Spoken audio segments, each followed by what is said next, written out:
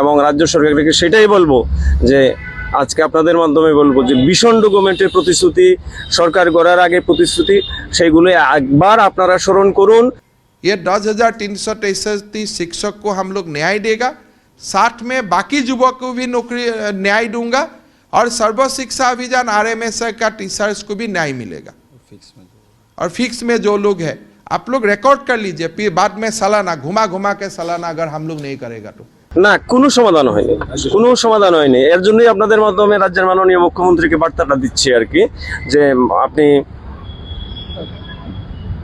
বিধানসভার প্রাককালে ভীষণ ডকুমেন্টটা একটু পড়ুন, এখানে কি প্রতিশ্রুতি দেওয়া ছিল সেটা একটু দেখুন। হ্যাঁ, আপনি সেই সময় মুখ্যমন্ত্রী ছিলেন না, সবকিছু ঠিক আছে, বিপ্লব দেব ছিলেন, কিন্তু আপনি নতুন এসছেন। 2018-র ভীষণ ডকুমেন্টটা একবার আপনি পড়ুন, পরে আমাদের জন্য কি বলেছিলেন সেটা আপনি একবার নিজেকে জানুন।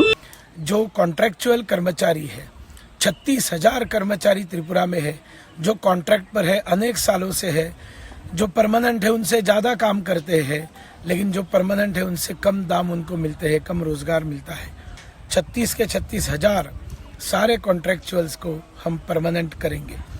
আজকে আমরা এখানে এসেছি, আপনারা অবশ্যই জানেন যে আমরা যারা সর্বশিক্ষায় কর্মরত রয়েছি, আমাদের ত্রিপুরা রাজ্য সরকার দুইবার ত্রিপুরা হাইকোর্টে আমাদের সঙ্গে হেরেছে।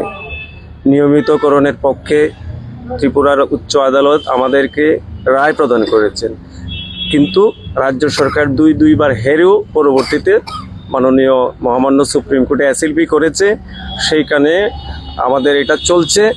তো এই মুহূর্তে আমাদের যারা সজলদেব ভার্সেস স্টেট অফ ত্রিপুরার যারা পিটিশনার রেসপন্ডেন্ট ছিলেন, সুপ্রিম কোর্টের নির্দেশ অনুসারে এখানে একটা সমাধান সমারোহের আয়োজন করা হয়েছিল। আমরা সেখানে মহামান্য সুপ্রিম কোর্টের আদেশকে যথেষ্ট পরিমাণে সম্মান প্রদর্শন করে ত্রিপুরার সর্বত্র থেকে আমরা এখানে এই সমাধান সমারোহে এসেছিলাম। কিন্তু অত্যন্ত দুর্ভাগ্যের বিষয়, যেটা আমাদেরকে আশাহত করেছে, যে এখানে রাজ্য সরকারের যারা প্রতিনিধি ছিলেন তারা স্পষ্ট বলেছেন যে আমরা এই সমাধান সমারোহেতে এসেছি, কিন্তু এখানে আমরা কোনো কিছুই সমাধান করতে পারবো না। ওনারা শুধু এসে ওনাদের ছবি দেখিয়েছেন, আমরা এসে ওনাদেরকে আমাদের চেহারাটা দেখিয়েছি, অথচ কোনো সমাধান হলো না। এটা অত্যন্ত দুর্ভাগ্যের বিষয়। আমাদের একটা রাজ্য সরকারের উপর আশা ছিল যে যেহেতু দুইবার রাজ্য সরকার ত্রিপুরা হাইকোর্টে হেরেছে, অন্তত হয়তো কিছুটা বুদ্ধোদয় ফিরবে যে না, এবার সর্বশিক্ষার শিক্ষকদের নিয়মিতকরণ সহ যাবতীয় যা কিছু আছে এই আদেশ বা এইটা মেনে নেবে। সেই জন্য আমরা খুব আশাহত হলাম, আজকে খুব দুঃখ পেলাম, এবং রাজ্য সরকারকে সেটাই বলবো যে আজকে আপনাদের মাধ্যমে বলবো যে ভীষণ ডকুমেন্টের প্রতিশ্রুতি, সরকার গড়ার আগে প্রতিশ্রুতি, সেইগুলো একবার আপনারা স্মরণ করুন। স্মরণ করে সর্বশিক্ষার সমস্ত যারা শিক্ষক কর্মচারী আছে ওনাদেরকে অতি দ্রুত SLP প্রত্যাহার করা হোক এবং নিয়মিতকরণের পদক্ষেপ গ্রহণ করা হোক। না, কোনো সমাধান হয়নি। এর জন্যই আপনাদের মাধ্যমে রাজ্যের মাননীয় মুখ্যমন্ত্রীকে বার্তাটা দিচ্ছি আর কি, যে আপনি